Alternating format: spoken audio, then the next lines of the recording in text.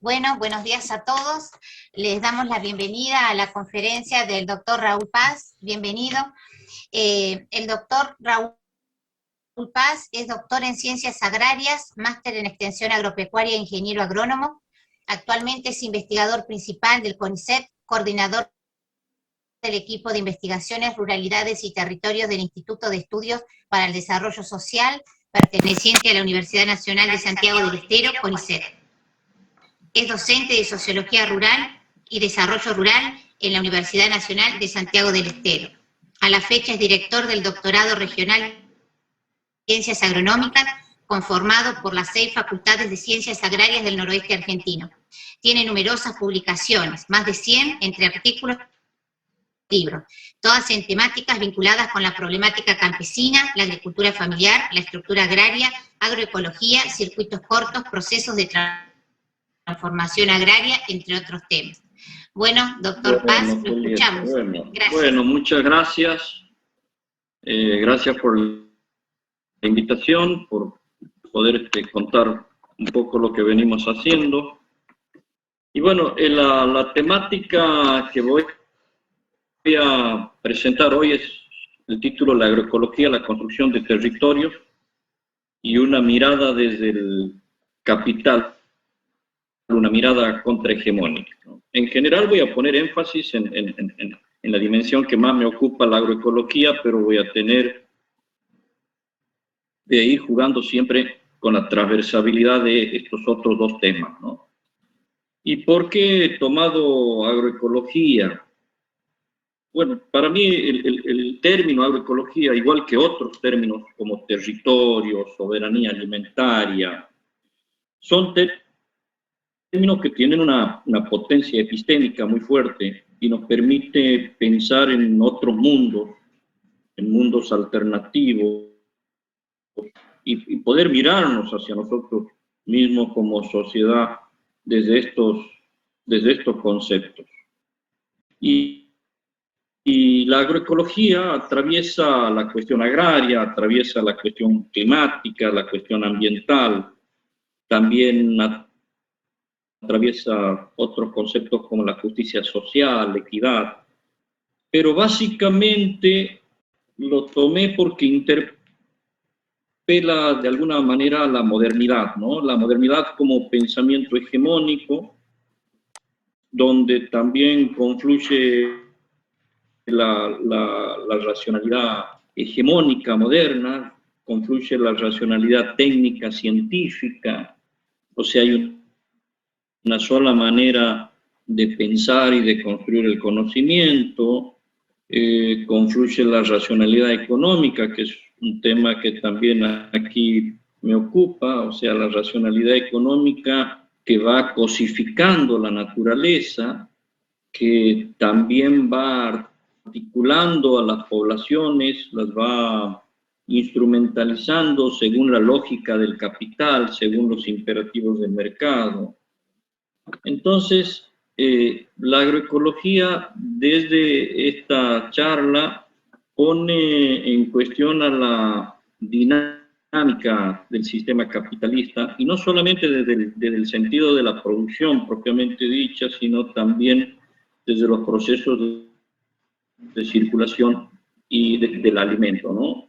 Entonces también pone en tapete los modelos del agronegocio, pone en tapete los modelos campesinos. Entonces lo que quiero manifestar es que de alguna forma la agroecología es un término que tiene muchos conceptos, tiene muchas derivaciones, es un término polisémico, y por esa razón presenta para mí una potencia para pensar en una transformación crítica del mundo, ¿no? Y especialmente en este caso yo voy a poner más énfasis en el mundo campesino o en los mundos agriculturales que le llamo. Sin embargo, ahí con las charlas con Horacio muchas veces estos mundos son mundos subalternos, ¿no? Son mundos que cuando digo subalternos se encuentran en la frontera de la lógica de la modernidad. Están ahí sin estar muy metidos, pero están en la frontera de la lógica de la modernidad, como así también en la lógica del capital. Y estos mundos subalternos no solamente se los puede pensar con los campesinos, sino también están los cartoneros, están los vecinos de las villas, están los pobladores urbanos sin techo, están las comunidades originarias, o sea, hay distintos grupos subalternos, bueno, que espero que también algunas lógicas y estrategias que voy a plantear aquí sean vistas y creo que son aplicadas por estos otros grupos subalternos. Entonces, las lógicas que despliegan estos grupos subalternos son lógicas que se alejan de la lógica del capital. Y aquí hay un concepto que me gusta siempre plantearlo, que es este juego entre lo disponible y lo posible. Hay una disponibilidad. Estos grupos subalternos utilizan o toman dimensiones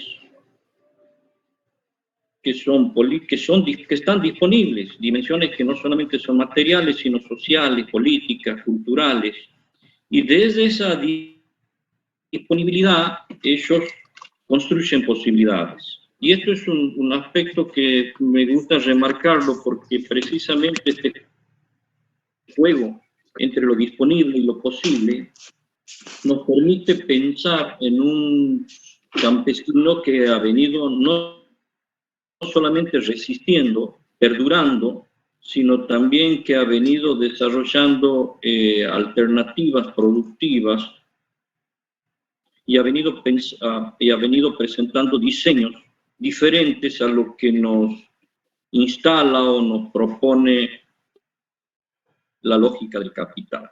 Entonces, desde ahí, creo que la potencia del término agroecología, esta potencia epistémica, invita también a ser apropiado, ¿no? Invita a ser cooptado por otras instituciones. Y en este caso, una de ellas podría ser la FAO. O sea, el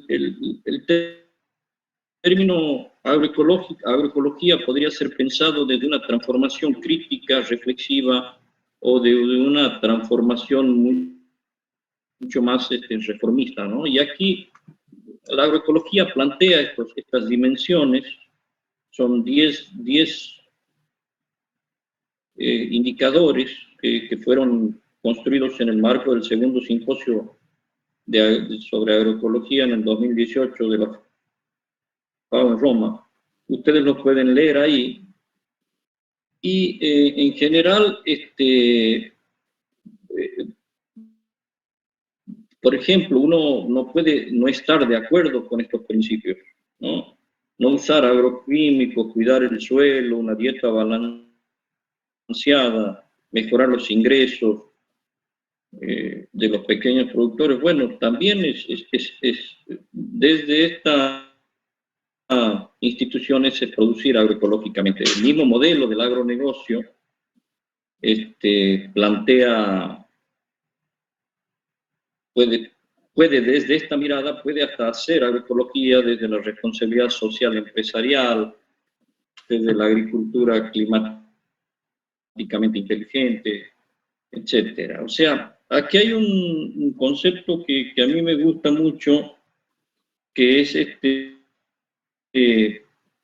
autores colombianos, desde la Universidad de Tolima, que ellos hablan de ecología, agronomía ecologizada, ¿no? Que no es lo mismo que agroecología, que es incorporar la dimensión ecológica y orgánica a las praxis agronómicas que se vienen haciendo cotidianamente y desde la mirada moderna, ¿no? Desde la hegemonía de la epistemia de la modernidad. Entonces, un poco la intención mía es sacar a la agroecología de la epistemia de la modernidad y pensarla a la agroecología desde el proceso contrahegemónico. Y cuando hablo de proceso contrahegemónico, estoy diciendo, y la lógica del capital, o sea, la contrahegemonía explicada desde la lógica del capital, estoy hablando de una contrahegemonía que es la pérdida de centralidad del capital en los procesos de producción y circulación del alimento. Y para eso voy a utilizar una breve metáfora que es de David Harvey, que él plantea un transatlántico que va circulando por el océano, y en ese transatlántico se desarrolla en su cubierta, se desarrollan distintos tipos de relaciones, donde se presentan las cuestiones de género, se presentan las asimetrías, temas de razas, la cantidad de riqueza que en esa cubierta se intercambian, pero por otro lado, y eso sería un poco las relaciones sociales, ¿no?, que el capitalismo plantea desde donde hay un proceso de acumulación, como nosotros lo conocemos, es una construcción social. Lo que pasa en la cubierta de ese buque es una construcción social. Pero por otro lado hay una sala de máquina que muchos desconocen, que permite que ese buque funcione, se mueva, y muchas veces esa sala de máquina tiene niveles de abstracción y tenemos que conocer sobre química, física, la combustión para entender cómo funciona esa sala de máquina. Y esa sala de máquina sería la lógica, el capital, ¿no? Es lo que le da o le imprime la lógica al sistema capitalista. Y bueno, en esto es una apreciación muy personal mía, que los movimientos sociales están más preocupados por el sistema capitalista que entender la lógica del capital.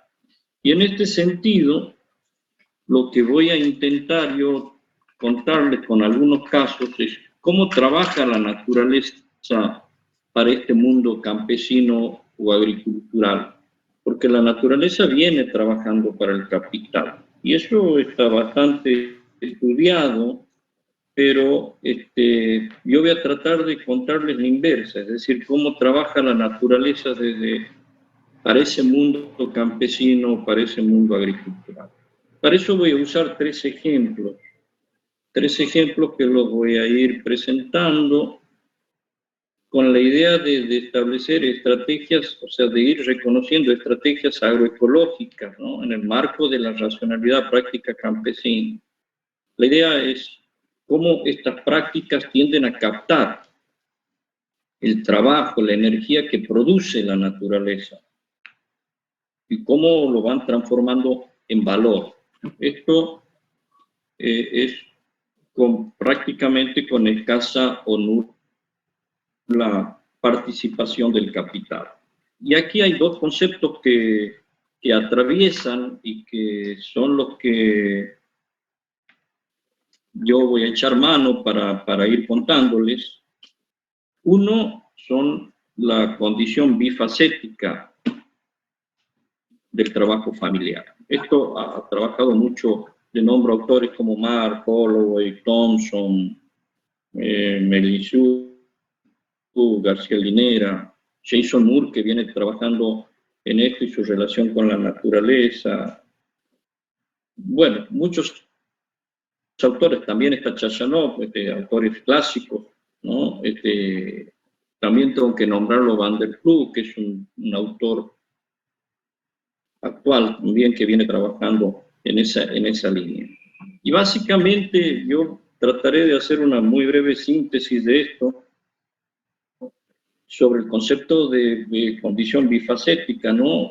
La agricultura campesina es una unidad doméstica productiva y como tal su vida económica plantea una cierta dualidad, tiene un carácter dual, simultáneo, complementario, precisamente por ser una unidad doméstica productiva y también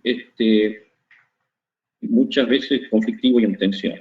¿Y esto qué quiere decir? Que parte de la producción tiene que ser orientada a cubrir las necesidades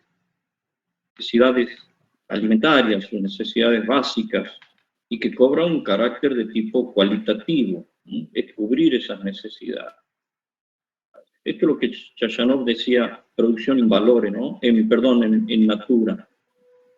Y la otra producción que se orienta a la producción del mercado, que tiene que responder a las pautas del mercado, una producción más de tipo cuantitativa en términos de que tiene que, como les decía, responder a los imperativos del mercado, la rentabilidad, las ganancias.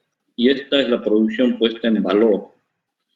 Y aquí este tipo de unidad doméstica productiva puede resolverlo precisamente por la dinámica que instala en el trabajo familiar, que cobra dos dimensiones. Por un lado es un trabajo familiar que se orienta a la producción de bienes de uso y por otro lado los bienes de cambio. Entonces tampoco es un trabajo indivisible, es muy difícil poder pensar cuánto va hacia la producción, hacia los bienes de cambio y cuánto va hacia los bienes de uso. Esta indivisibilidad es lo que le permite resolver estas tensiones a la agricultura campesina. Y aquí aparece un concepto que es el hacer, ¿no? Que es de Holloway. A mí me gusta mucho este concepto, que en realidad el hacer permite resolver estas tensiones, se diferencia sustancialmente entre lo que es el trabajo concreto, y el hacer es lo que de alguna forma me va a permitir generar un capital diferente, porque la agricultura campesina genera capital sin capital, como yo digo muchas veces con los ejemplos. Y el segundo concepto lo voy a ir manejando y lo voy a ir presentando a medida que vaya exponiendo el caso. Y estos casos son, como les decía en su primer momento, son casos que yo les llamo casos subalternos porque están fuera de la modernidad occidental, están fuera de la modernidad hegemónica, se manejan en los límites, se manejan en las fronteras de la lógica del capital.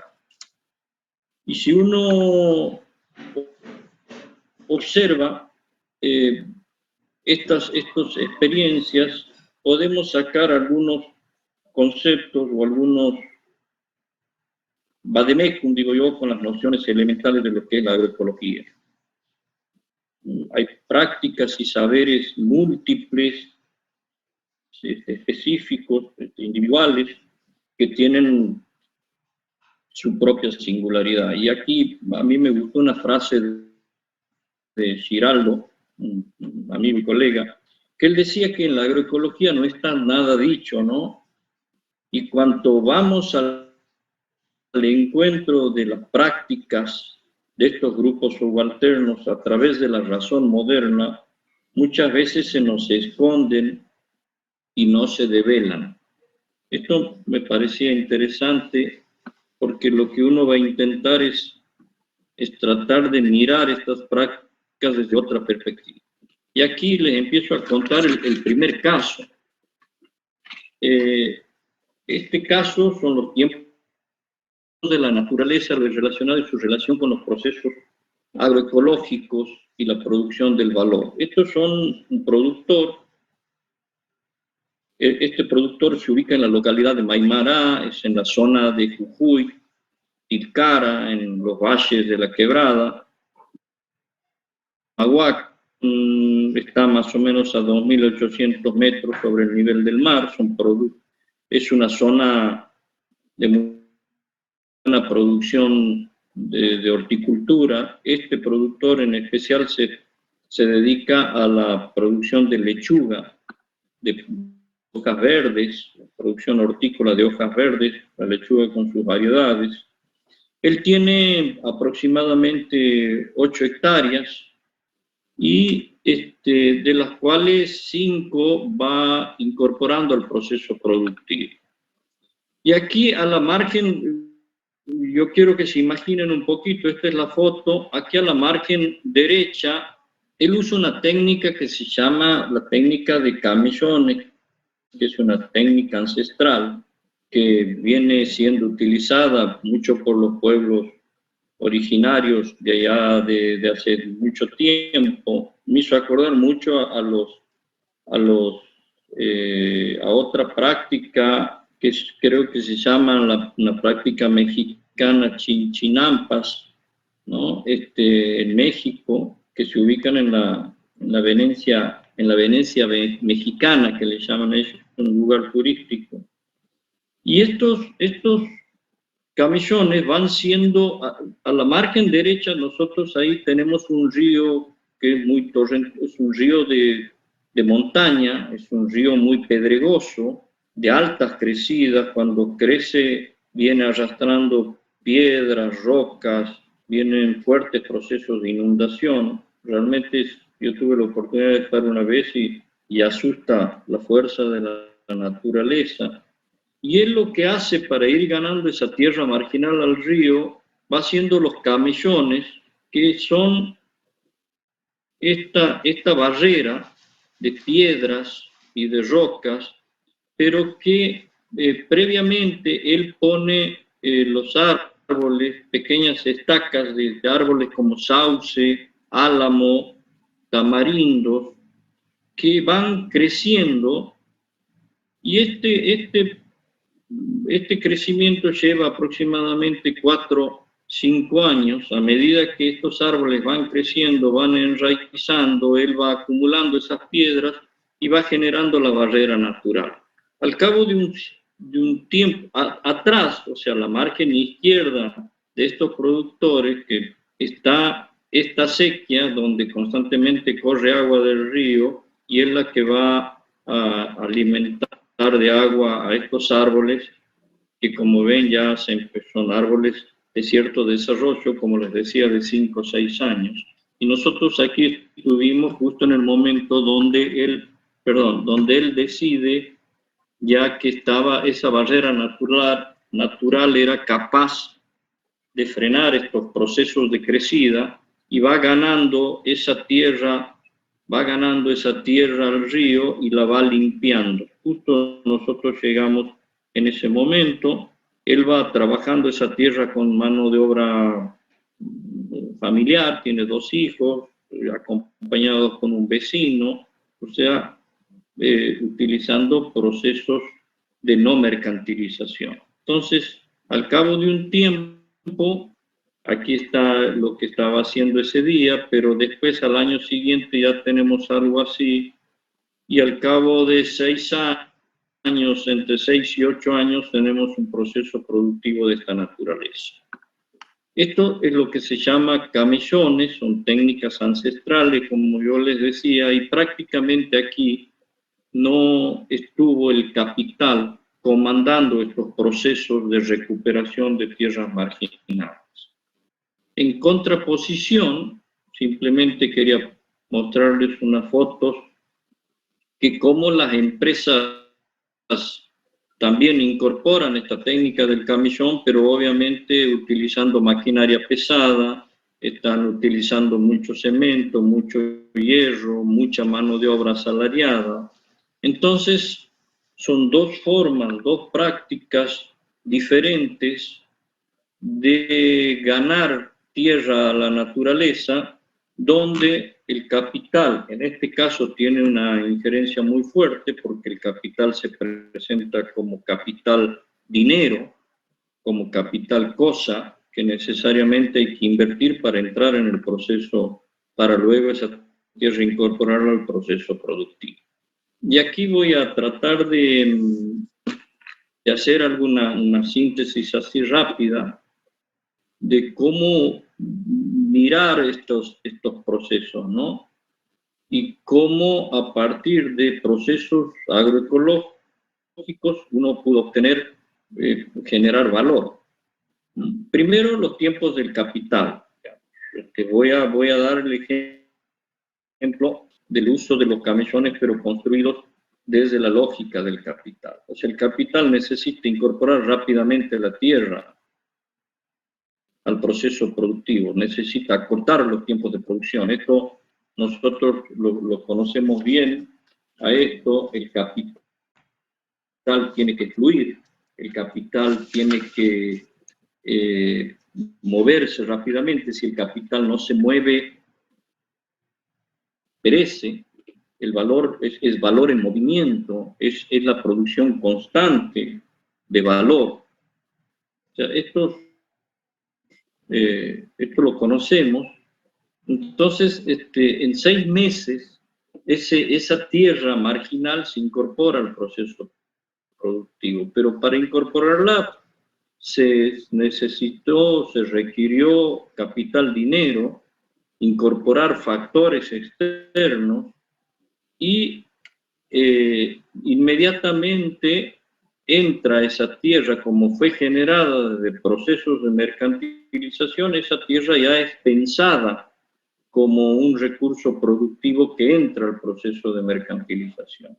Entonces, ese capital que está fijado, ese dinero que se gastó para construir esos camellones, requiere de nuevos factores productivos para que rápidamente empiece a circular ese capital y vaya generando la renta y la producción del valor. Entonces, lo que quiero manifestar aquí es que hay fuertes procesos de mercantilización y rápidamente se incorpora lo que Helen Gu llama imperativos del mercado, ¿no? Que al fin y al cabo es la racionalidad económica.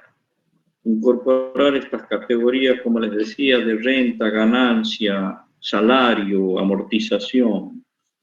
Entonces no hay otra forma de pensar a la producción agropecuaria desde ese diseño, el capital como mercancía. Entonces, este es un aspecto que para mí es muy interesante. Y aquí aparece otro concepto que son los tiempos de trabajo y los tiempos de producción, ¿no? Aquí Henry Ford, en su línea de producción, en su línea de montaje, él entendió esto, que el capital no requiere o se pone incómodo cuando hay tiempos muertos, cuando el capital presenta tiempos muertos. Entonces, la línea de montaje no es otra cosa que acercar los tiempos de trabajo con los tiempos de producción. Aquí lo que Marx habla de una identidad entre los tiempos de producción y los tiempos de trabajo. Y esto es factible acercar estos tiempos en el sector industrial.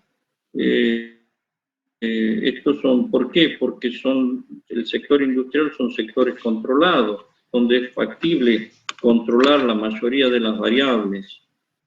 Entonces ahí el capital se siente mucho más cómodo cuando se observa o cuando logra esta identidad entre el tiempo de trabajo y el tiempo de producción.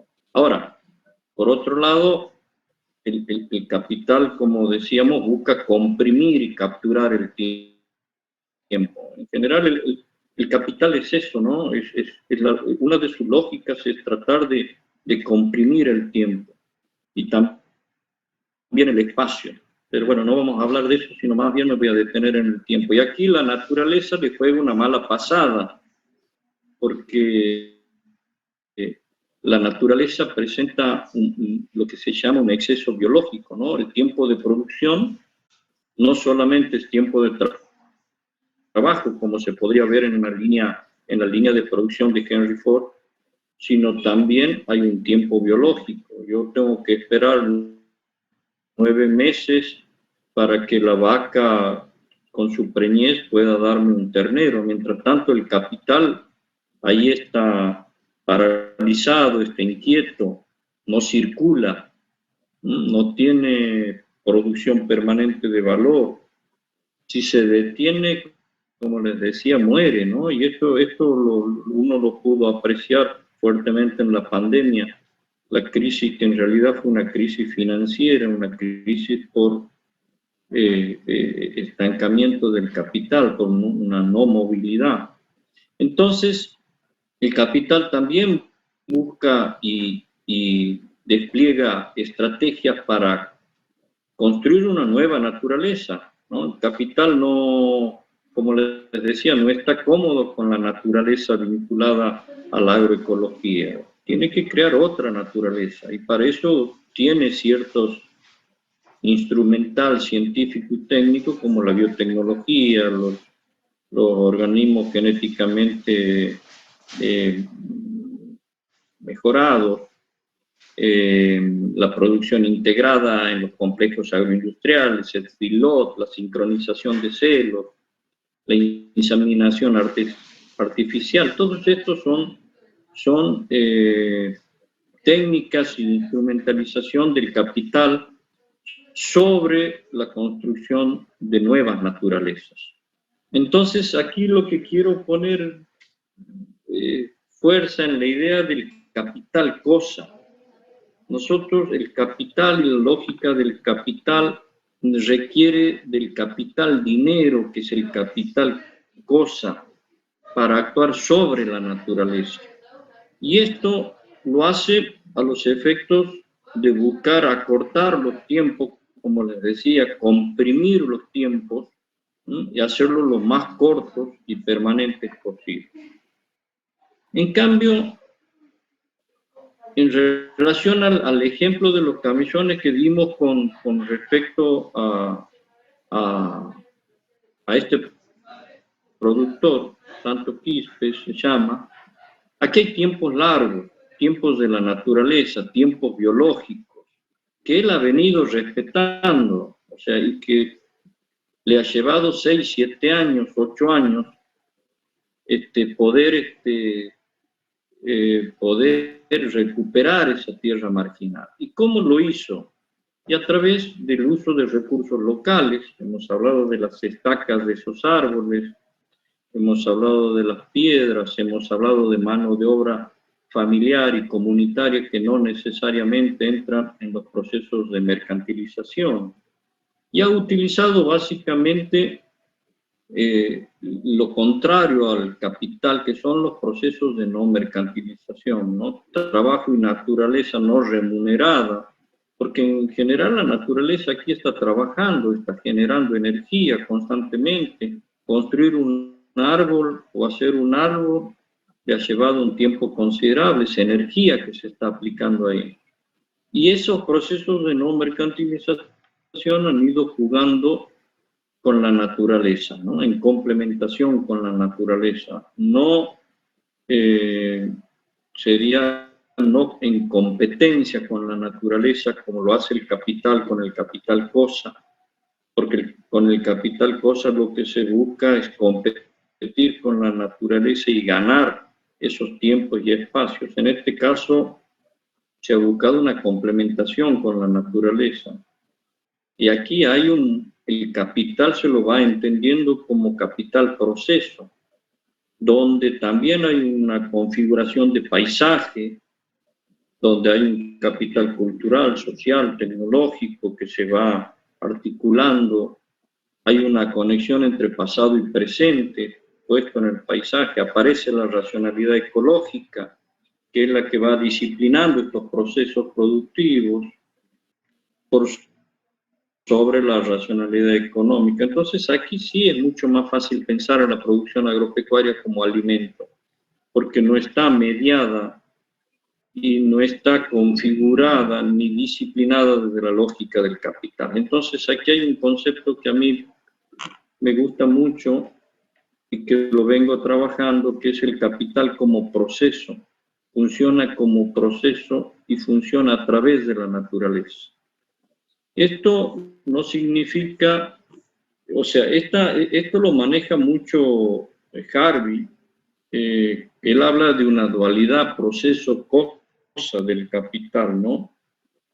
Que no es exclusiva del capital, o sea, hay otros ejemplos como, por ejemplo, mente y cerebro, mente y espíritu, estas dualidades, onda-partícula, pero la dualidad en el capital debe comprenderse como algo simultáneo y complementario. O sea, el capital está funcionando como cosa y proceso está funcionando, pero más funciona como cosa en el mundo capitalista y más como proceso en el mundo campesino o el mundo agricultural. Y estos son conceptos que deben ser llevados o deben ser pensados desde la agroecología. Este es otro ejemplo rápido, cómo se ha construido capital sin capital. Estas son pircas de piedra para encierros ganaderos en la zona andina, en los valles de altura.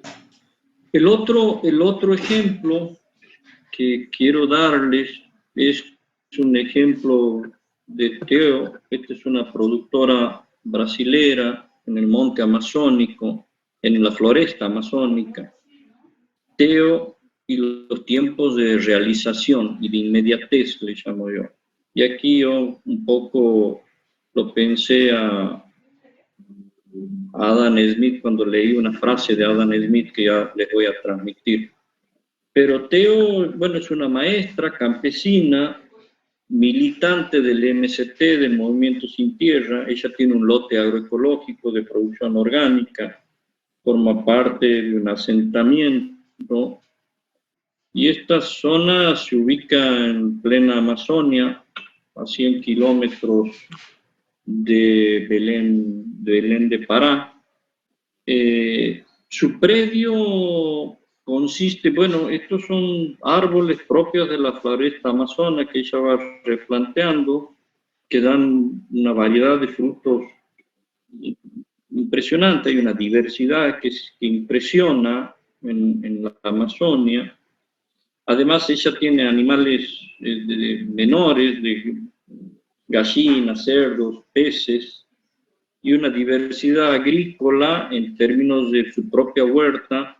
También tiene, aquí se la puede ver en la floresta amazónica, pero también en la margen derecha, aquí tiene como un invernáculo, un vivero de muchas plantas medicinales, en las cuales ella, en algunas extrae algún tipo de gel que para alguna dolencia en especial o para, bueno, para algunas enfermedades que lo ponen en el mercado, lo venden en el mercado.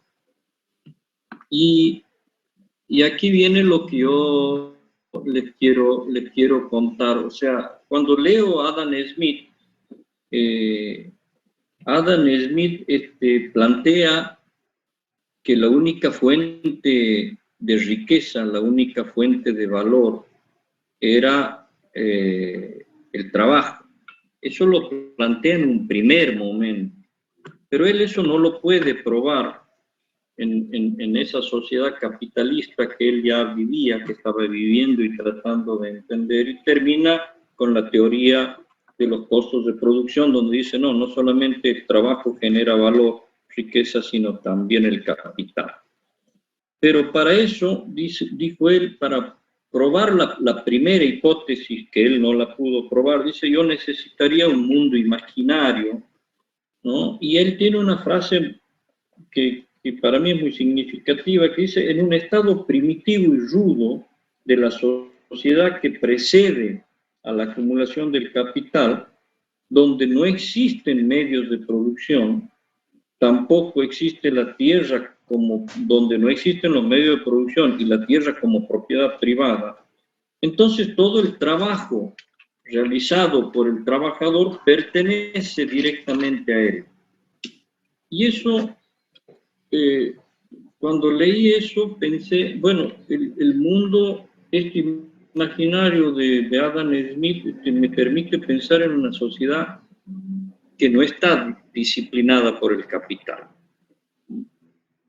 Entonces, otra vez, les voy a ir contando un poquito en relación a mi vivencia con Teo y algunas experiencias de las cuales fui sacando estos conceptos, ¿no? Otra vez aparece en Teo los tiempos largos, los tiempos de la naturaleza, los tiempos biológicos. Y aparece un concepto que son los principios de inmediatez. O sea, Teo en su momento cuando estábamos ahí me dijo, ¿por qué no me acompañas a extraer? Voy a cortar unas piñas porque las tengo que llevar al mercado. Y ahí aparece el primer principio, la inmediatez del proceso de trabajo para obtener un producto terminado, ¿no? O sea, aquí la naturaleza otra vez está trabajando con su tiempo biológico. La naturaleza está formando en un tiempo determinado un producto determinado, lo termina. Ha realizado un trabajo, una energía sobre ese producto que no nació de un proceso de mercantilización.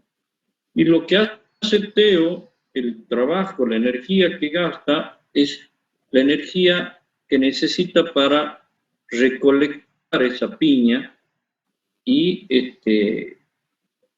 tomarla, digamos. O sea que el trabajo, la actividad productiva, el tiempo de trabajo, se traduce en una actividad productiva que consiste en separar de la naturaleza el producto ya formado. Entonces, todo el trabajo de Teo sobre esa piña pertenece a ella. Y es otro concepto de la agroecología, ¿no? Donde los medios, no es apropiado ese trabajo por otros actores, especialmente por actores vinculados con los medios de producción. Y aquí de nuevo aparece el concepto del hacer, que les decía yo, esta condición bifacética del trabajo, el hacer, que habla de una relación entre hombre y naturaleza, ¿no? Pero también habla de una sintonía con los conocimientos locales, con los factores locales, con las fuerzas naturales. Teo decía, bueno, esta piña no la voy a levantar hoy, la levantaré dentro de 3 días porque le falta madurez, o esta ha tenido un problema nutritivo en términos de fertilización. Entonces aquí hay habilidad, hay artesanalidad, hay un conocimiento del hacer, ¿no? El otro concepto es el que habla de la inmediatez de la realización. O sea, ella te da la piña y imagínense en el mundo capitalista el almacenamiento, las lógicas de transporte, toda la logística que involucra manejar grandes volúmenes de producción. En cambio, aquí prácticamente no hay almacenamiento ni hay conservación. Prácticamente y de manera directa va o al consumo o al mercado a través de la feria. Y aquí hay otro concepto que resulta de interés, que es la pequeñas escalas de producción. Uno no puede pensar en otras lógicas o sea, no puede pensar en la lógica del capital desde pequeñas escalas. Cuando uno plantea el modelo de desarrollo capitalista, plantea ampliación de escala, intensificación de capital, aumento de la productividad del trabajo y grandes volúmenes para los negocios. Estos son los 4 pilares sobre los cuales se sustenta el modelo de desarrollo agrario. En cambio, en este no, este es otro modelo, un modelo de pequeñas escalas, de alta diversificación, porque no solamente Teo lleva al mercado sus 2 o 3 piñas, sino también lleva una cierta variedad de otros productos que ha recolectado en ese día en la floresta y también en su huerta y también en sus animales, algunos lleva también al... Entonces, el volumen que uno tiene que pensar aquí no está dado por un producto estandarizado de gran escala, sino más bien por la diversidad de diferentes alimentos. Y esto tiene mucho que ver con su relación con el capital fijo, ¿no? Esto es una, esto es una de las grandes o una de las tantas contradicciones del capital, el capital fijo. El capital fijo es todo lo que es, o sea, mayor volumen de producción, mayor almacenamiento, mayor transporte, mayores distancias, más capital fijo se requiere. Y el capital fijo empieza a pesar sobre el capital variable o el capital de producción. Y esto es lo que está sucediendo en el sistema agroalimentario global, ¿no? Y esto es uno de los grandes problemas que están más preocupados por la circulación del alimento, que es más que nada, más que circulación del alimento, por la circulación de la mercancía, que por la producción en sí misma. O sea, esto también hay que ir pensando desde esta lógica. Entonces, la inmediatez constituye una de las características de una forma de producción que se acerca a lo ideal de la agroecología. Estoy planteando en términos de idealidad a la agroecología, donde el tiempo inmediato disuelve o evita la presencia del capital. Y aquí con estos dos ejemplos, cualquier tipo de producción que se genere a partir del principio de inmediatez lleva consigo la racionalidad de los tiempos de la naturaleza y también de la producción de la vida. Y aquí una frase que me gustó mucho de Teo, cuando estábamos conversando, me decía, la agroecología es lo que la naturaleza me permite y lo que yo le propongo a ella. Eso es que... Qué bonito, o sea, habla de un trabajo complementado con la naturaleza, ¿no? En cooperación, en colaboración y no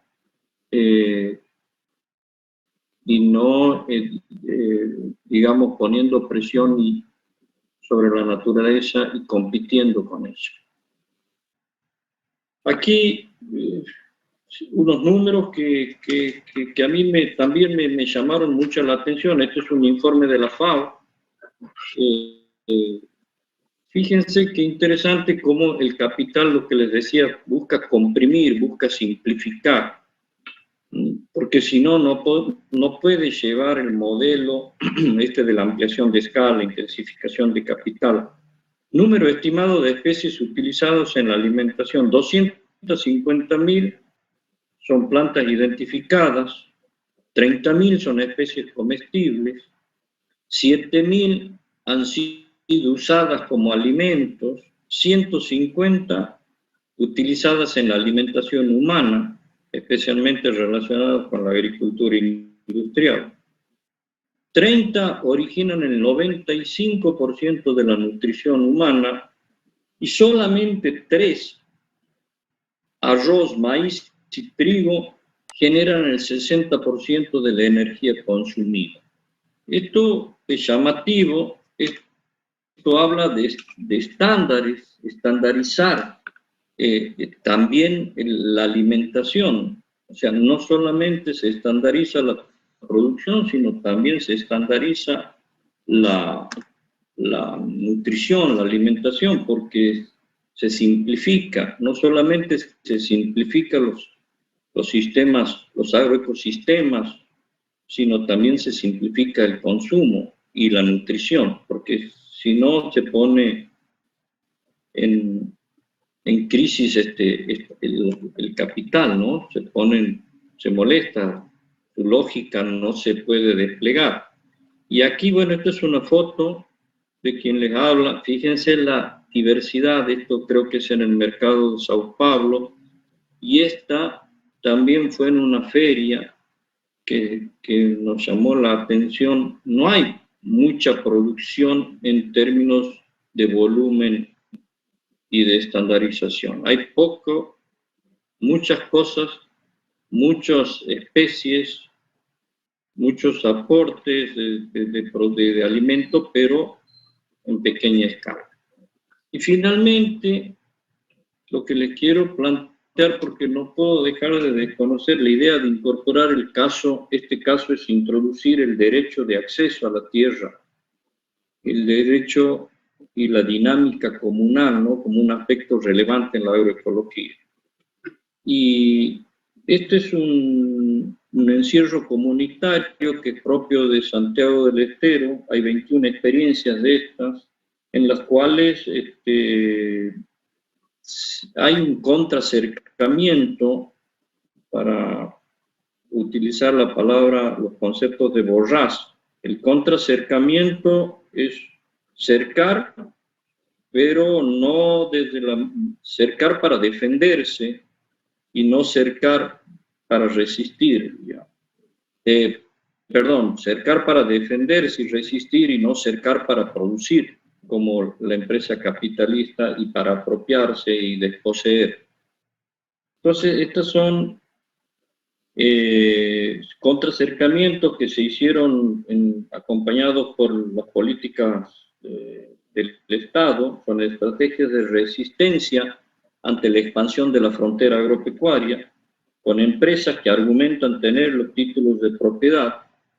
Esto es un tema muy, muy difícil y aquí complejo, porque se solapan los dominios, la posesión de los pueblos originarios, de los campesinos que han vivido ancestralmente, con títulos de propiedad que aparecen y son manejados por las empresas. Aquí está el monte, el monte comunal, ¿no?, constituye uno de los tantos mundos subalternos que yo decía. También están los pueblos tradicionales de la Amazonia y de Brasil, que tienen características muy parecidas a estas. Bueno, y también estos productores son 65 familias, porque uno, cuando habla de sistemas comunales, también asemeja con pequeños volúmenes, con pobreza. Y aquí estas son 65 familias campesinas que han cercado, que han producido su contracercamiento en 10.000 hectáreas de monte santiagueño en el norte argentino, que tienen tenencia precaria de la tierra, pero han ido afirmando sus derechos y tienen aproximadamente 4.000 cabezas de ganado bovino, una cantidad importante de cabras, también hornos de carbón, madera, etc. O sea, abejas, colmenas, todo esto es hecho por los productores. Otra vez aparece el concepto de la mano de obra en su condición de bifásica, ¿no? Bueno, y aquí aparecen, bueno, son posesiones alternativas a la propiedad privada, como les decía, son modelos que invitan a pensar en otras lógicas de producción, donde prácticamente, o donde el capital va perdiendo su carácter disciplinador en los procesos productivos. En general, la posesión campesina choca con la propiedad empresarial. Esto también uno lo ha visto en Brasil, ¿no?, en el gobierno de Bolsonaro, donde no tienen resolución favorable a favor del campesino, ¿no? Y aquí está siempre presente la racionalidad jurídica moderna, que establece derechos de propiedad sobre el capital y la tierra. Hay un tejido comunitario y hay matrices comunales, ¿no?, que tienen varias dimensiones. Aquí rápidamente, pero cada lugar tiene sus dimensiones propias. Aquí hay un sistema comunitario, colectivo, comunal, no privado. Está el monte como primer oferente de recursos. El trabajo comunal como fuerza productiva, donde no hay salario. También están, bueno, el desarrollo de lo pecuario, amplia fin. Bueno, todo esto constituye la matriz comunal de estos encierros ganaderos comunitarios, pero seguramente en la floresta brasilera o en el mundo andino hay otras matrices con otras características, otras matrices comunales. Lo que yo simplemente quería dejar aquí puesto es que la agroecología no solamente debe pensar desde el capital, ¿no? No solamente pensarlo desde la lógica, desde la explotación del trabajo vivo de la naturaleza, sino también la agroecología como contrahegemónica tiene que pensar en prácticas, luchar con prácticas de acumulación por desposesión. Y finalmente, para terminar, es una síntesis de cómo se van construyendo los territorios desde el agronegocio y la lógica del capital y desde los principios campesinos, este territorio campesino y los principios agroecológicos, ¿no? Estas agriculturales, estos mundos agriculturales o mundos campesinos. El capital actúa sobre la naturaleza. En contraposición, el capital actúa a través de la naturaleza, como hay una racionalidad económica fuerte con la lógica del capital, una presencia de imperativos del mercado, procesos de mercantilización. Uno no puede entender los procesos productivos y de circulación si no hay procesos de mercantilización en el mundo del capital.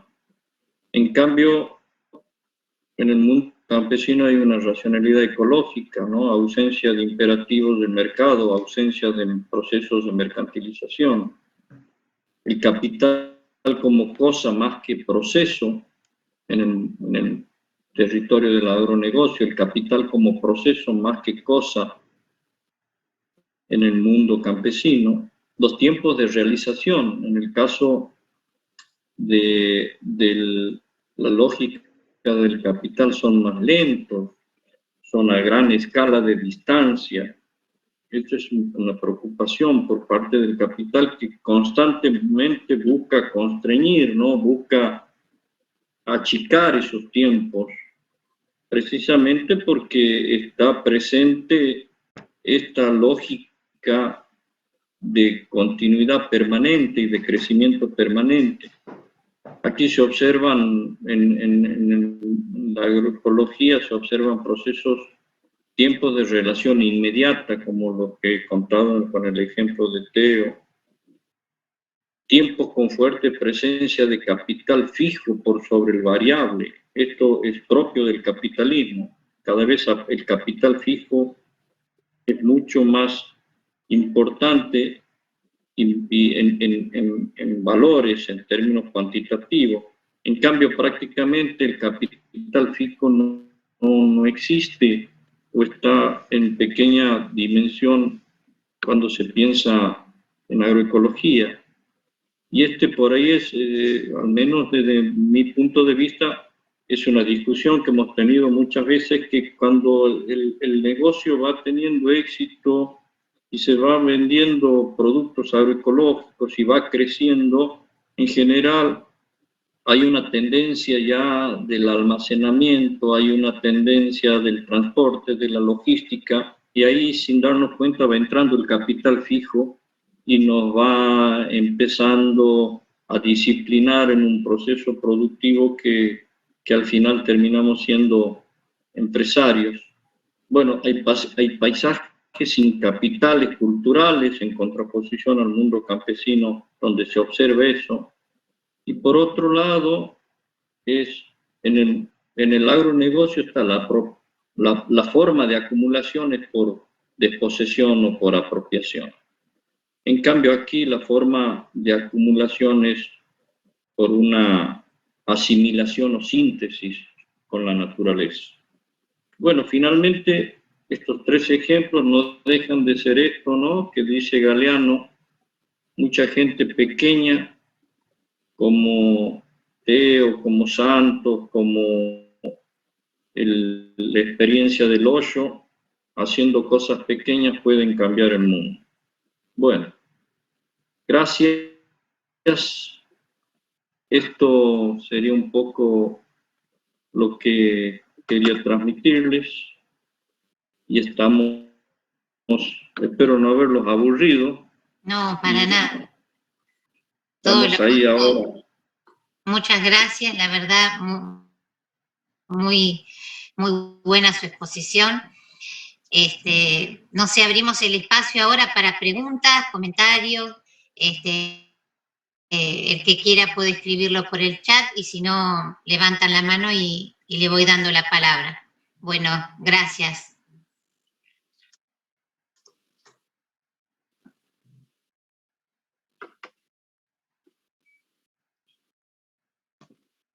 Felicitaciones, Raúl. Excelente, brillante. Bueno, gracias, Horacio.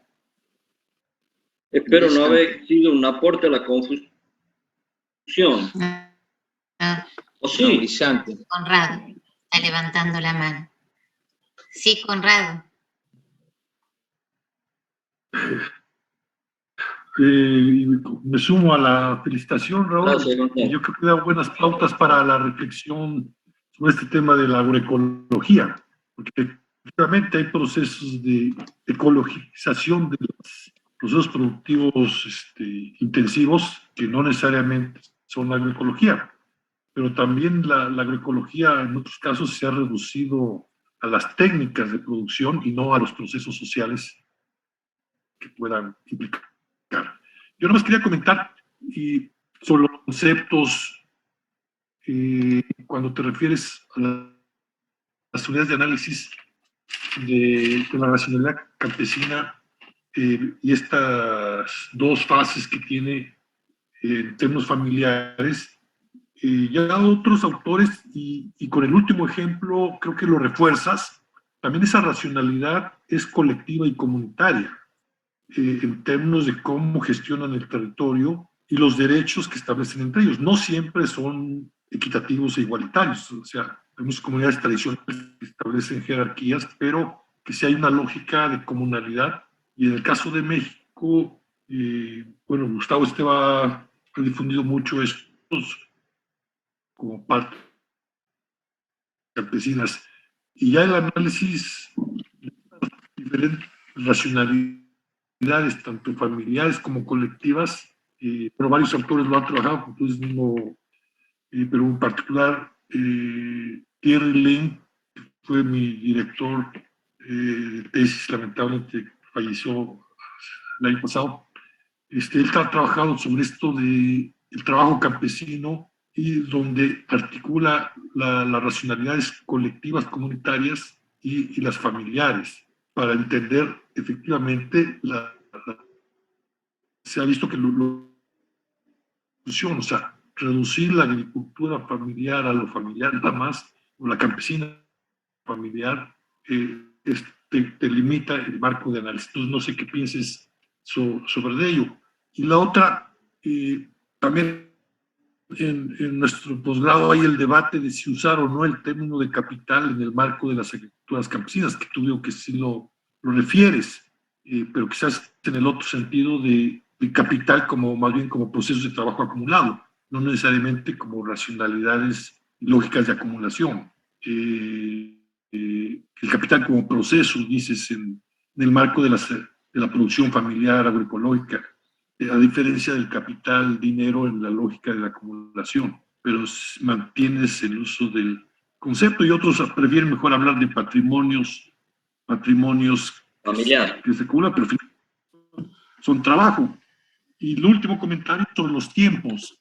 Este mismo autor nos hacía ver, analizando las lógicas en el tiempo y espacio de la producción campesina de los pueblos originarios, al menos en México, de que si bien hay una situación de inmediatez en los procesos de producción y consumo, pero hay lógicas históricas de acumulación patrimonial de saberes y de instituciones locales y de identidades con el lugar, como decía Marcos, la conciencia del lugar, y que tiene una producción cultural que también habla de tiempos largos de relación con el territorio, combinan tiempos cortos de inmediatez en la producción y consumo, como dices. A diferencia del capital, que tiene tiempos largos relativamente en los procesos de producción, distribución, circulación, pero también hay una lógica de tiempos cortos, de rotación de capital y de no espacios globales. Ahora con la globalización se han ampliado sus espacios, pero no hay una relación histórica, patrimonial, cultural, como bien lo señalas. Y brillante tu conferencia, gracias. Sí. No sé si te contesto o por ahí intercambiamos. Sí, más o menos te voy siguiendo la línea y comparto mucho. No sé si... ¿Qué dice Julieta? ¿Cómo lo manejamos? Sí, ¿les parece? Le va respondiendo, sí, no hay problema. Para hacer más, es una conversación final. Sí, digo para hacerlo más dinámico, ¿no? Sí. Bueno, no sabes que, Conrado, hay una experiencia muy, muy linda aquí, que es de un sistema comunal, deberías venir a visitarnos, que son de 600 hectáreas bajo riego. 600 hectáreas bajo riego de tierra muy rica, muy fértil, donde viven 100 personas y donde todo su desarrollo es comunal. Ellos comen en un mismo comedor, cocinan, todos comen juntos, cada uno tiene sus casas muy bien equipadas, y creo que la potencia y lo más interesante es que rompe con los mitos o con las ideas que uno tiene de lo que es sistema comunal, en términos de que tienen que ser pueblos originarios, tienen que ser campesinos, tienen que ser pobres, tienen que usar niveles tecnológicos muy bajos. Estos son todo lo contrario, son 100 personas que son colonos que desarrollaron unas fuerzas productivas muy importantes, entraron en procesos de acumulación muy fuertes. Son 600 hectáreas manejadas con 4 o 5 tractores, con una tecnología impresionante, fertirriego, 15 hectáreas de fertirriego, con horticultura. Bueno, habría que verlo, la infraestructura, y eso ha permitido. Generalmente tenemos 2 o 3 trabajos que por ahí te los intercambio sobre eso. Precisamente ese carácter bifacético de la mano de obra y no hay mano de obra asalariada en estos procesos, en esta comunidad, han permitido entrar en procesos de acumulación que son muy interesantes y que creo que también, pese a la incorporación y a los niveles tecnológicos que tienen, también se manejan en esta frontera de donde el capital no entra de manera disciplinadora. Por supuesto, el capital ahí está muy presente, pero no entra de manera disciplinadora. Inclusive ellos tienen lugares de venta de sus productos, la calidad y la artesanalidad que están puestos en esos productos son de muy alta calidad. Hay un hacer, de nuevo, porque tuvimos la posibilidad de conversar, hay un hacer, no hay un trabajo. A ellos los seleccionan en función a lo que les gusta. O sea, hay algunos que les gusta trabajar en el pollo en la cría de aves y están dedicados a eso, se los manda a estudiar, hay algunos que están estudiando agronomía, veterinaria, sociología. Si te gusta el cerdo, te dedicas a la producción de cerdos, o sea, el concepto del hacer, ¿no? Y no del trabajo. Eso para mí también ha sido muy fuerte en eso. Y después, sí, tiempos largos y cortos, sí, es para conversar más, pero el mundo campesino juega con esos dos tiempos. Juega con los tiempos largos de la naturaleza, con los tiempos largos de la construcción de territorios, y por otro lado juega con los tiempos cortos pensados que son tiempos largos, ¿no? Porque al final esperar que la piña aparezca en términos de 4 meses es un tiempo largo, de 6 meses es un tiempo largo, pero luego aplica tiempos cortos y esa complementariedad, ¿no? Y a la vez simultaneidad, eso es propio del mundo campesino, que no lo puede hacer el capital. El capital tiene muchos problemas para jugar y ahí está la potencia. Yo creo que está la potencia, pero para poder entender esa potencia tenemos que acercarnos, como dice Giraldo, ¿no? Acercarnos de una manera más humilde, no con nuestros marcos epistemológicos, no con nuestras miradas, sino dejar que hablen ellos a través de sus procesos prácticos y la misma naturaleza. No sé si te contesto, pero sí, es muy interesante tu planteo también. Bien, bueno, acá decirle que hay muchas felicitaciones, excelente conferencia, muy buena, bueno, muchísimos elogios a la presentación. Y Luis Portelli, no sé, hace acá un comentario, desarrollaste dos conceptos centrales, tiempo y espacio, de dos modelos contrapuestos. Ahora bien, una de las cuestiones a tomar conciencia es que los humanos no manejamos el capital, sino que él nos maneja a nosotros. Somos como ese hámster que da vuelta a la rueda dentro de una caja de vidrio y nos pensamos libres y felices. Pero lo peor, una vez al año, muchos de vacaciones nos vamos a un contexto de naturaleza y nos parece maravilloso. Pero luego, sí, como en la alegoría de la caverna de Platón, volvemos a encerrarnos en la caja de vidrio. Un tema importante a considerar en nuestro país, la propiedad concentrada de la tierra por el capital y la imposibilidad de acceder a ella. Eso señala Luis Portillo. Yo con Luis, ya charlábamos una vez y le contaba una metáfora, ¿no? Terminator, ¿no? Si recuerdan la película de Terminator, que el hombre crea la máquina al servicio del hombre, ¿no? Así como el sistema capitalista. El sistema capitalista fue creado por el hombre al servicio del hombre en un primer momento, pero en algún momento de la vida del capital, del sistema capitalista, en algún momento de esa vida de máquinas, hay un chip que se modificó y la máquina fue contra el hombre. Yo creo que el sistema capitalista, en algún momento de la historia del capitalismo, no sé cuándo, fue ganando ese terreno y el empresario fue siendo subordinado al capital. Por eso digo que hay que ver más cómo funciona el motor de ese transatlántico que es el capital, pero pensarlo desde el espejo, digamos, al revés. En algún momento el capital se apoderó de nosotros y tiene autonomía, tiene identidad, tiene entidad propia. Y es lo que nos pasa, ¿no?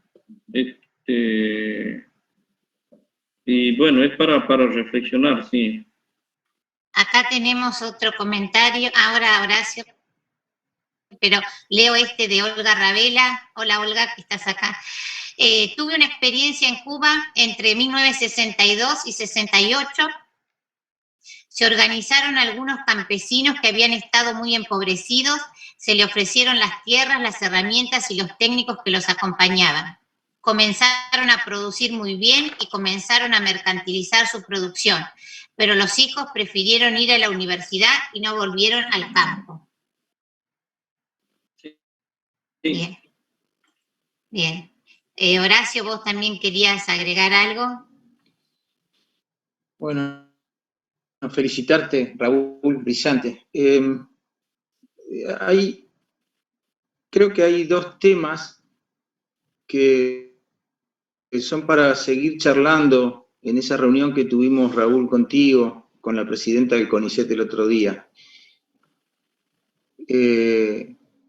Tierra y generación de actividades alternativas, o sea, no solo ciencia alternativa, economía popular alternativa, agricultura alternativa, urbanizaciones alternativas. Vos mencionás las 600 hectáreas, ¿no? ¿Cuántos casos hay, como el que estás mencionando, en Santiago del Estero? ¿Cuántos hay en Colombia, en México, en Brasil, en Perú? ¿Cuántas urbanizaciones populares no tienen tierra? 100.000 barrios populares aproximadamente. Son 100.000. ¿Qué hacen los estados? ¿Qué hacen los estados? Tema tierra.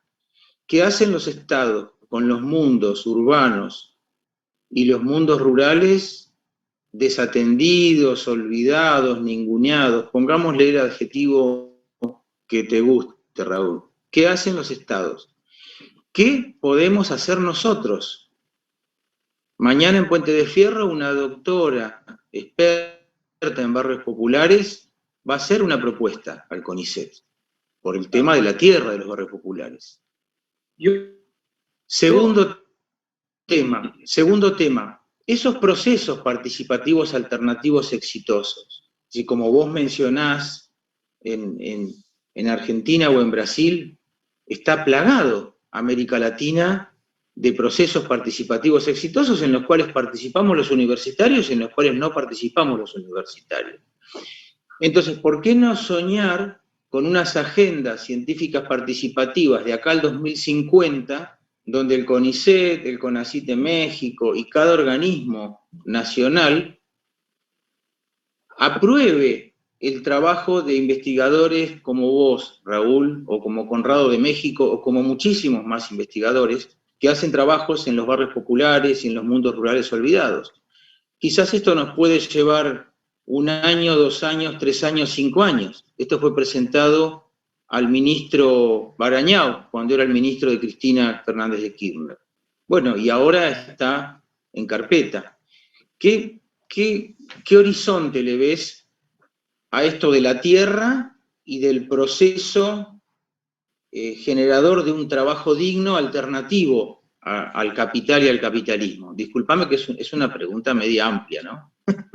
Sí. Y utópica. Ante preguntas amplias uno tiene la posibilidad de responder ampliamente también, así que no es tan difícil contestarlas.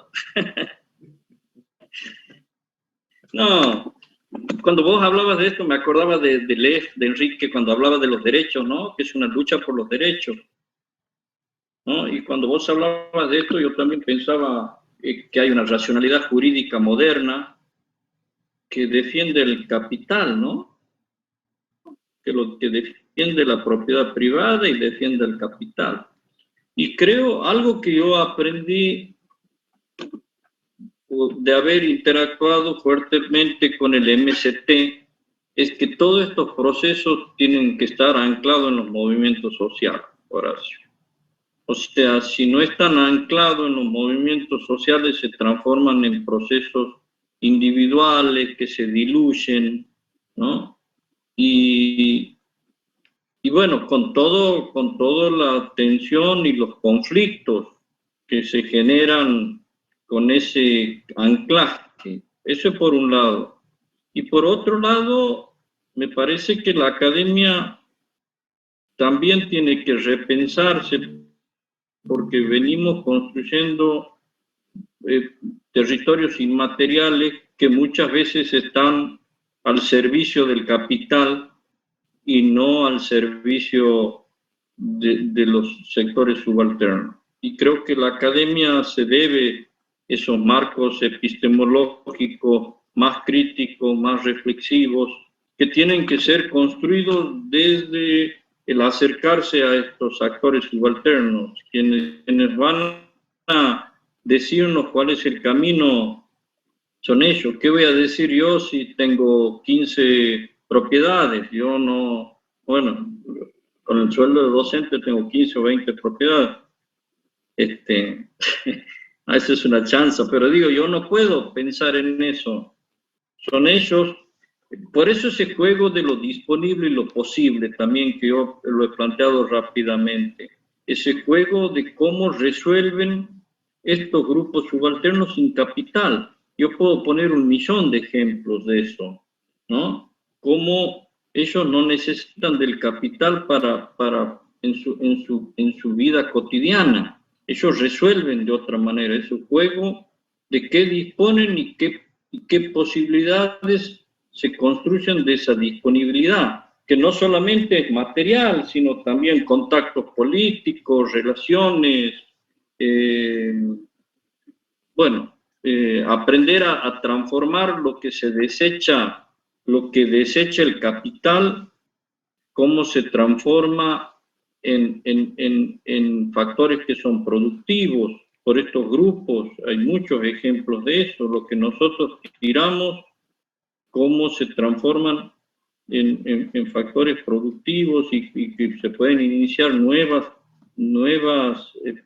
posibilidades, ¿no? Este juego de lo disponible y lo posible para mí es central también, Horacio. Lo que desecha el capital, cómo estos grupos se apropian, se aprovechan y hacen la síntesis que yo digo, ¿no? La asimilación. Entre lo disponible y lo posible, que me parece fantástico eso para la red latinoamericana, está la decisión, es decir, la decisión del gobierno provincial de Santiago del Estero, del gobierno provincial de Buenos Aires, del gobierno del Quindío y de cada gobierno, de dar 600 hectáreas, como lo han hecho en Santiago del Estero, o de no darlas.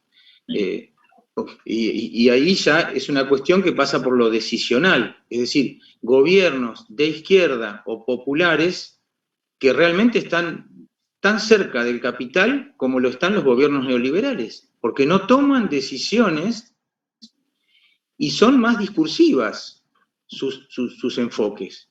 O sea, en los hechos son mucho más discursivos. O sea, ¿qué tiene de popular e izquierdista un gobierno que no resuelve la circunstancia de que hay por ejemplo, vos trabajás los mundos rurales, hay un RENAVAP en Argentina, Registro Nacional de Barrios Populares, que tiene 4.416 barrios populares en su registro. Y el RENAVAP reconoce que hay más de 3.000 barrios populares más en este momento, y no los acepta al registro por una cuestión de que no dan abasto. Es decir, ¿de qué gobiernos populares estamos hablando? Bueno, pero Horacio, yo te escucho y pienso, hay una matriz de renta. Llegaron los marplatenses, bueno. Perdón, sí. Hay una... No, pero te sigo escuchando, les digo si pueden esperar. No, hay una matriz de renta en Argentina donde, yo recuerdo esto que vos te preguntas, hay un libro muy, muy interesante de Key y bueno, no me acuerdo en este momento el otro de Oxford, en la Universidad de... ¿Por qué los gobiernos de izquierda no pudieron con el agronegocio? ¿No? Y bueno, precisamente ahí está la lógica del capital, ¿no? O sea, si el principal productor de divisa es el agronegocio, es muy difícil que yo, por más gobierno de izquierda, me pelee con el agronegocio. Entonces, hay que pensar modelos alternativos, modelos que vayan acompañando otros procesos. Es bastante complejo, porque cuando uno dice el gobierno tampoco está libre de manos. O sea, hay la matriz de renta argentina y es muy difícil pelearse con el agronegocio, pero ¿y cómo? Porque si ellos son los que me traen los dólares, pero ¿cómo genero alternativa? Y ahí viene el modelo campesino, el modelo de la agricultura familiar, el pensar acercamientos, circuitos cortos, otra forma de producir, otro tipo de consumo. Yo no le echaría tanto la culpa a los gobiernos, digo, creo que hay que repensar esto precisamente desde la sala de máquina, desde la lógica del capital, cómo actúa y desde dónde yo puedo trabajar y desplegar la potencia que presenta la agricultura campesina, estos grupos subalternos, ¿sí? Y no desde reclamos, sino también desde potencias y desde estrategias, me parece. No sé, ahí Cassandra levantaba la mano. Sí, no sé. Tenemos la participación, sí, una pregunta de Cassandra y después tenemos otra pregunta acá en el chat de Víctor Noza Aranguren. Así que empezamos con Cassandra.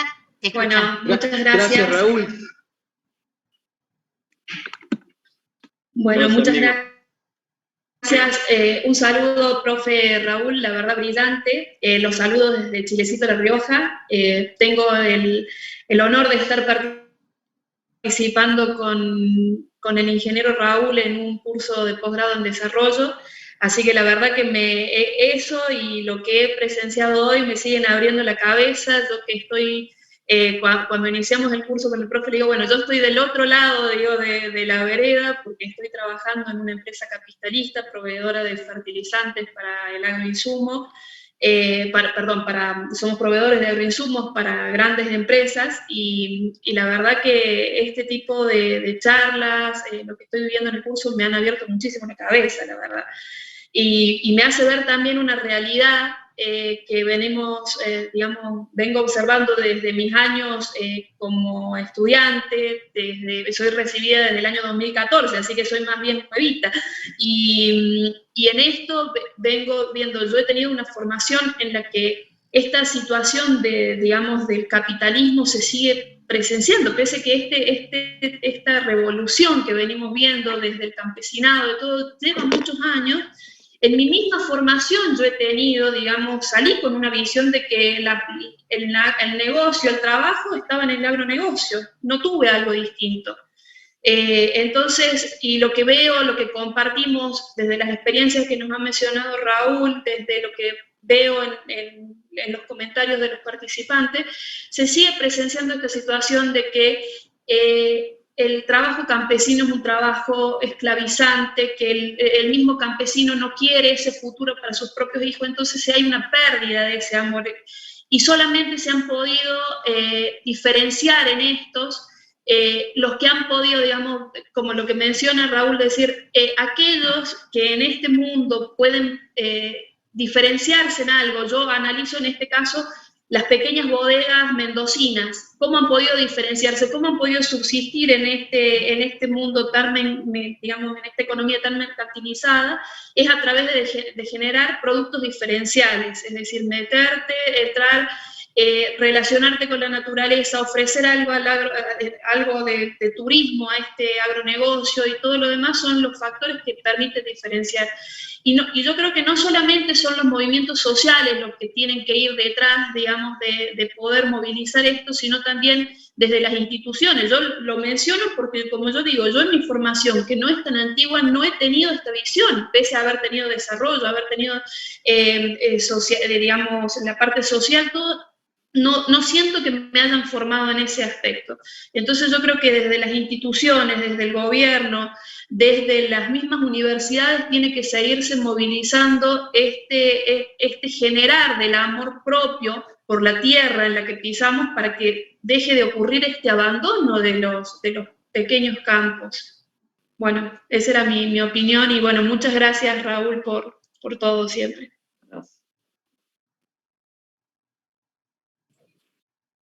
Bien, y tenemos la pregunta de Víctor Noza Aranguren.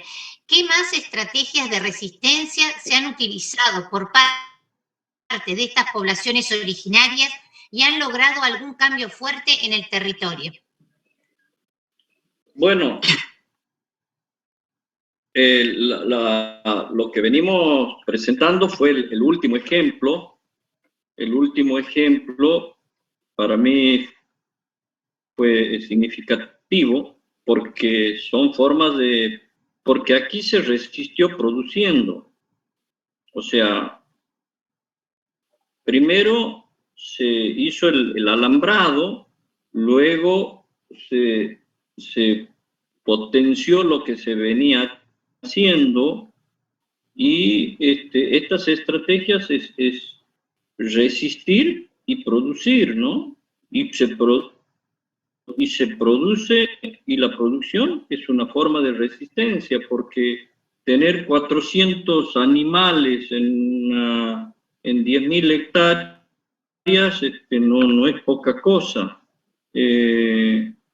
Esto cambió el territorio, claro, cambió el territorio porque se transformó, es un territorio donde no fue devastado por la expansión de la frontera agropecuaria, se generó un desarrollo tecnológico, mejor desarrollo tecnológico, se fue articulando al mercado, pero no desde la lógica productiva mercantil, sino desde otras lógicas. Bueno, eso es lo que tengo para decir de estos casos y de estos ejemplos, ¿no? Bueno, muy bien. No sé si hay alguna otra pregunta, si no, vamos finalizando este espacio. No sé si hay alguien más que quiera hacer algún comentario o pregunta. Entonces mi pregunta es, ¿ustedes Sí, adelante. No se escucha. de diciembre?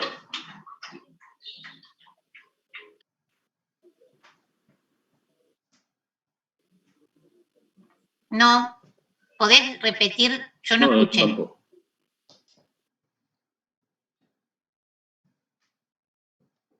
Rafael. No. Bueno. Si no, escribí, Rafael, por el chat la pregunta que quiere hacer. Bueno, no sé, Horacio, ¿alguien más?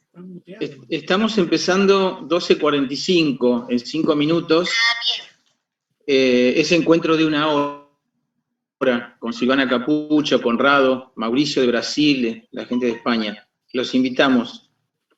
Bueno. Te felicito, Bueno.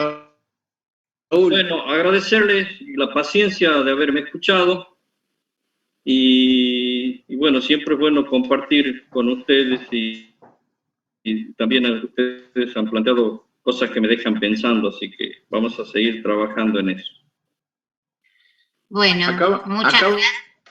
Acaba de llegar Natalia de los barrios populares de Mar del Plata. Me querés saludarlos. Hola a todos.